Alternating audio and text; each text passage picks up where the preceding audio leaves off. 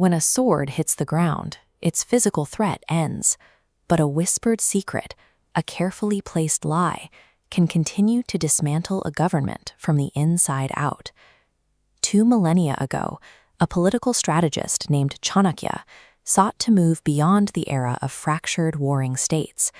His objective was the creation of a Akhand Bharat, a secure, unified nation.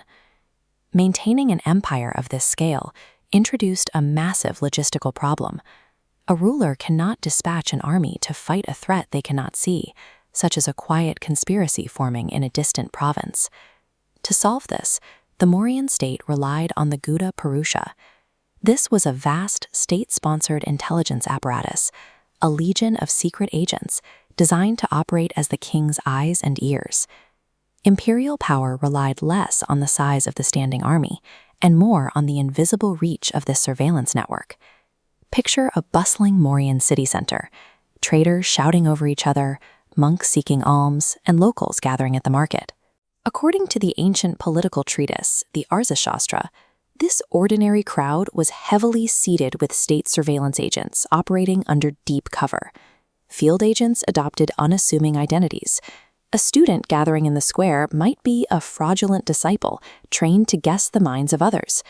That quiet monk begging for food could be an ascetic recluse tasked with surveying the local land and its people. The network extended to those who controlled commerce and movement. Spies took the roles of merchants assessing the flow of foreign goods, or wandering mendicant women who had access to the private quarters of high-status households. These operatives infiltrated every level of the social hierarchy. They listened to patrons in local taverns and monitored the private behavior of the king's highest-ranking ministers. The raw data they gathered flowed up to the institutes of espionage. These were stationary hubs tasked with processing the incoming intelligence from the wandering agents. The system was strictly compartmentalized. The field agents and the officials at the stationary institutes were kept entirely blind to each other's true identities, ensuring that a compromised agent could not expose the entire system. To pass secrets past checkpoints and doorkeepers, they relied on covert communication, using specific sequences on musical instruments or cipher writing. This dual-branch organization turned the civilian population into a living sensory organ for the state. A massive spy network carries an inherent danger. Flooding a government with unverified information and false rumors can induce paranoia, destroying a kingdom from inside. To prevent this, the Arthaśāstra established a strict filter for intelligence. Visualized here, a central hub receiving data from 3 separate distinct sources. Actionable intelligence required 3 independent spies, with no knowledge of one another, reporting the exact same event. The operational standard was ruthless. Spies whose reports frequently differed from the established consensus were quietly dismissed or secretly punished. This rigorous verification engine was the primary mechanism standing between a secure court and self-destructive paranoia. Once intelligence is verified, it can be weaponized.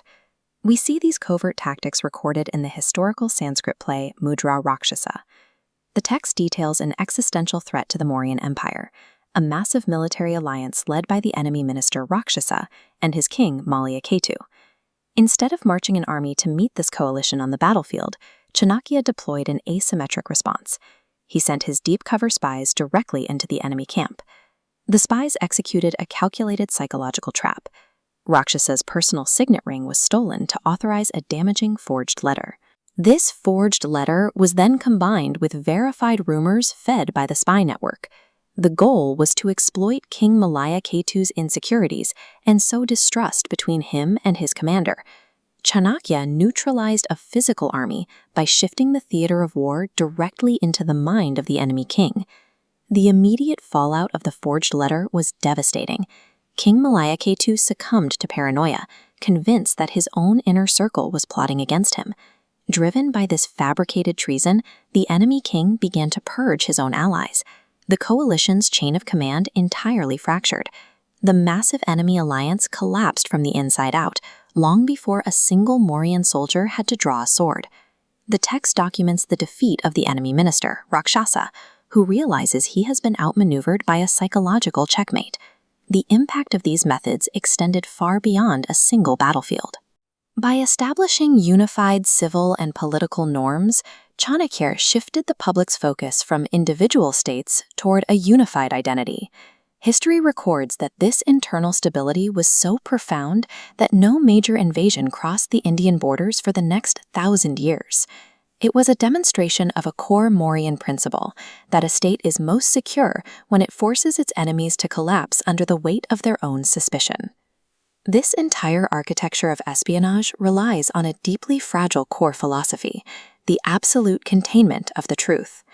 The Chanakya Niti details this vulnerability through the concept of the 6 ears, dictating that a state secret must remain strictly between only 2 people, or 4 ears.